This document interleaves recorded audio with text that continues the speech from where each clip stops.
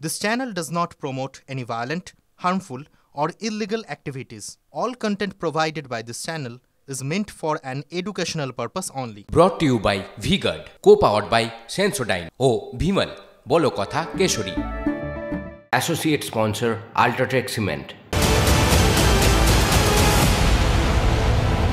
গতকাল অর্থাৎ দুর্ঘটনার দিন সকাল থেকে স্বয়ংক্রিয় যে সিগন্যাল তাতে বিভ্রাট ছিল। রাঙাপানি থেকে পেপার সিগন্যাল দিয়ে ছাড়া হচ্ছিল ট্রেন।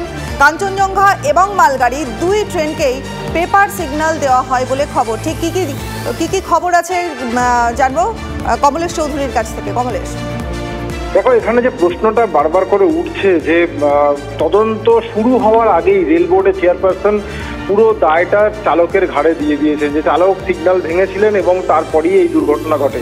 কিন্তু আমরা দুটো ডকুমেন্ট হাতে পেয়েছি, তাতে দেখা যাচ্ছে যে ওই চত্বরটায় রাঙাপানি এবং চটেরহাট এই স্টেশনের মধ্যে স্বয়ংক্রিয় সিগন্যালের যে ব্যবস্থা, অটোমেটিক সিগন্যালিং সিস্টেম, সেটা সকাল থেকেই গড়বড় করছিল 5:50 থেকে।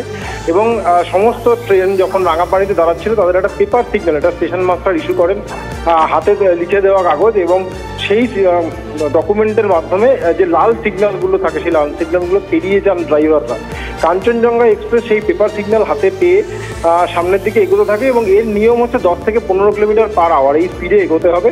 তা সেই নিয়ম মেনেই চলছিল কাঞ্চনজঙ্ঘা এক্সপ্রেস। কিন্তু মালগাড়ির ড্রাইভার, যেটা শোনা যাচ্ছে যে 78 কিলোমিটার পার আওয়ারে চলছিল এবং পরবর্তীকালে ধাক্কা মারে। এক্ষেত্রে মালগাড়ির চালকের একটা ভুল নিশ্চিতভাবেই রয়েছে। কিন্তু এখানে একটা প্রশ্ন হচ্ছে, যে মালগাড়ি রাঙাপানিতে দাঁড়াবে, দাঁড়ানোর পর পেপার সিগন্যাল হাতে নিয়ে এগোবে, সেই এবং রাঙাপানি থেকে মাত্র 3 থেকে 4 কিলোমিটারের মধ্যে দুর্ঘটনাটা ঘটেছে।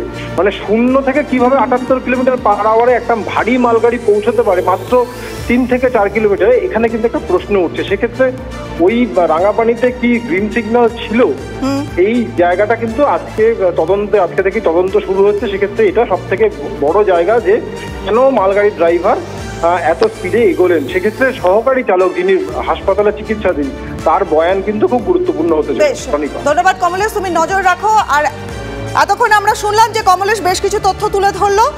এই ঘটনার ডিটেলস ঘটনাস্থল থেকে তুলে ধরেছেন আমাদের প্রতিনিধি প্রসেনজিৎ চৌধুরী। দেখাবো। দুর্ঘটনার পর ক্রমশ স্বাভাবিক হচ্ছে ভারতীয় রেল। রাঙাপানি এলাকায় যুদ্ধকালীন তৎপরতায় চলছে রেস্টোরেশনের কাজ। ইতিমধ্যেই অন্তত একটি লাইন খুলে দেওয়া গিয়েছে, সেখান দিয়ে ট্রেন চলাচল করছে। আর যে লাইনে ট্রেনটি দুর্ঘটনার কবলে পড়েছিল, অর্থাৎ এই লাইনটি, সেই লাইনে একেবারে শেষ পর্যায়ের মেরামতির কাজ চলছে। তবে এই দুর্ঘটনা ঘিরে একাধিক প্রশ্নের উত্তর কিন্তু এখনও মিলছে না। রেল সূত্রে যেটা খবর, গতকাল রেলের স্বয়ংক্রিয় সিগন্যালিং ব্যবস্থা কাজ করছিল না। সেক্ষেত্রে পেপার ক্লিয়ারেন্সের মাধ্যমে ট্রেন চালাচ্ছিলেন চালকেরা। পরপর যে দুটো ট্রেন আসে, তারা রাঙাপানি থেকে নিজ বাড়ির মধ্যে অন্তত 9টি সিগন্যালের ক্ষেত্রে পেপার ক্লিয়ারেন্স নিয়েছিলেন। অর্থাৎ সিগন্যাল লাল থাকলেও সেই সিগন্যালকে উপেক্ষা করে পেপার ক্লিয়ারেন্সের মাধ্যমে চালক ট্রেনকে নিয়ে ধীর গতিতে এগোবেন। কিন্তু যে দুর্ঘটনা ঘটেছিল, তারপর মালগাড়ির যে ইঞ্জিনের ইন্টারনাল ডেটা, সেই ডেটা বলছে এই দুর্ঘটনাস্থলে 9:47 গাড়ির স্পিড ছিল প্রায় 78 কিলোমিটার। মালগাড়ির চালক যখন ইমার্জেন্সি ব্রেক কষেন, তখন প্রায় 17 সেকেন্ড সময় লাগে শূন্যতে পৌঁছাতে স্পিডকে। সেক্ষেত্রে ততক্ষণে দুর্ঘটনা ঘটে গিয়েছে। ফলে কেন এই ওভার স্পিড, সেই কারণের কোনো ব্যাখ্যা এখনও পর্যন্ত মেলেনি। এক্ষেত্রে আজ সকাল থেকেই কিন্তু রেলওয়ে সেফটি কমিশনের কর্তারা বিভিন্ন যে কর্মীরা এই প্রক্রিয়ার সঙ্গে যুক্ত, তাদের জিজ্ঞাসাবাদ করবেন এবং কো পাইলট যিনি এখনও বেঁচে আছেন, অসুস্থ অবস্থায় হাসপাতালে ভর্তি, তাকে জিজ্ঞাসাবাদ করা হতে পারে। ক্যামেরায় দীপায়নের সঙ্গে Prosenjit, TV9 Bangla, Siliguri. Brought to you by V-Guard, co-powered by Sensodyne O Bhimal, বলো কথা Keshari. Associate sponsor Ultratech Cement।